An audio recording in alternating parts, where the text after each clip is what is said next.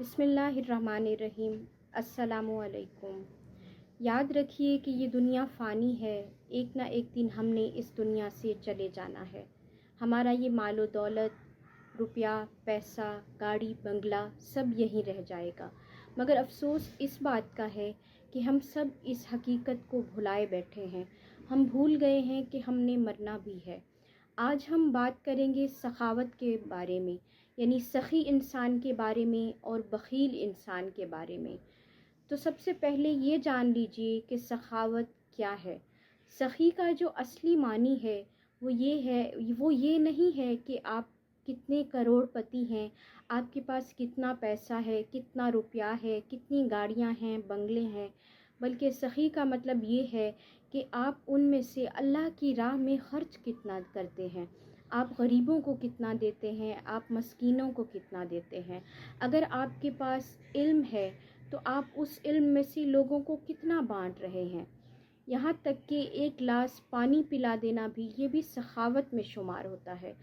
اللہ تعالیٰ نبی پاک صلی اللہ علیہ وآلہ وسلم نے فرمایا ہے کہ اگر تم ایک کھجور بھی صدقہ کرتے ہو تو اللہ تعالیٰ پہاڑ کے برابر اس کا اجر دے گا۔ سبحان اللہ۔ اور اللہ تعالیٰ نے فرمایا ہے کہ جو کچھ بھی تم میری راہ میں خرچ کرو گے میں اس کا بدلہ تمہیں دوں گا۔ اب یہ جان لیجئے کہ بخیل کے جو اصلی معنی ہیں وہ کیا ہیں۔ بخیل کا مطلب یہ ہے کہ جو کچھ اللہ نے تمہیں دیا ہے تم اس میں سے اللہ کی راہ میں کچھ بھی خرچ نہ کرو، تم غریبوں کو نہیں دو، مسکینوں کو نہیں دیتے، اور علم اگر تمہارے پاس ہے تو وہ لوگوں میں نہیں بانٹتے۔ بخل کے اصلی معنی یہ ہے۔ اگر سخی انسان جو ہے وہ اللہ کی راہ میں خرچ کرتا ہے، اللہ کی راہ میں دیتا ہے، غریبوں کی مدد کرتا ہے، یتیم و مسکینوں کی مدد کرتا ہے، تو اس کا بدلہ اس کو یہ ملے گا کہ قیامت کے دن وہ اللہ کے عرش کے سائے تلے ہوگا۔ سبحان اللہ۔ اور اس کے مقابلے میں اگر بخیل انسان کو دیکھا جائے تو بخیل انسان کو اللہ کا قرب حاصل نہیں ہوگا، لوگ اس سے پریشان ہوں گے، وہ لوگوں میں بد اخلاق مشہور ہوگا۔ ایسے اگر آپ اور اس کے رزق میں بے برکتی ہوگی، اس کے رزق میں برکت نہیں ہوگی۔ آپ یاد رکھیے کہ سخی انسان جو ہے ہمیشہ اس کے رزق میں برکت ہوگی، اس کا چہرہ خوش اخلاق، خوش کھلا ہوا، اور وہ پرسکون ہوگا، اور لوگوں میں وہ اعلیٰ اخلاق کا مالک ہوگا۔ تو کتنے فائدے ہیں سخاوت کے۔ یاد رکھیے کہ سخی انسان جو ہے وہ ہمیشہ خوش رہے گا، وہ کبھی پریشان نہیں ہوگا، اس کے چہرے پر اطمینان ہوگا۔ ہمارے جو صحابہ کرام تھے وہ بھی بہت زیادہ سخی تھے۔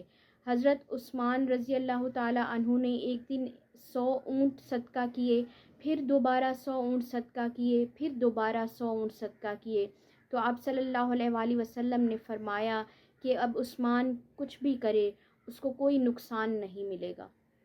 ایسے ہی حضرت عبداللہ بن مبارک رضی اللہ تعالی عنہ کی ہم مثال دیکھیں تو وہ جب بھی کسی قافلے کے ساتھ جایا کرتے تھے تو سارے قافلے کا خرچہ خود اٹھایا کرتے تھے، اور جو اس میں سے بچ جاتا تھا وہ بھی وہ خود نہیں اٹھاتے تھے بلکہ اس کو غریبوں اور مسکینوں میں تقسیم کر دیتے تھے۔ تو یہاں سے دیکھیں کہ سخاوت کی انتہا تھی کہ پورے قافلے کا خرچہ خود اٹھانا، اور جو بچ جانا وہ بھی خود نہ لینا بلکہ غریبوں اور مسکینوں میں بانٹ دینا۔ تو آج سے آپ میرے ساتھ ایک عہد کیجئے کہ آپ کو جو کچھ بھی اللہ نے دیا ہے، جتنا بھی دیا ہے، اس میں سے ایک حصہ آپ اللہ کی راہ میں ضرور خرچ کریں گے۔ آپ کے پاس اگر ہے تو آپ یتیم و مسکینوں کو ضرور کچھ نہ کچھ دیں گے، اور اگر آپ کے پاس علم ہے تو آپ اس علم کو ضرور بانٹیں گے۔ آج اس وعدے کے ساتھ میں آپ سے اجازت چاہتی ہوں۔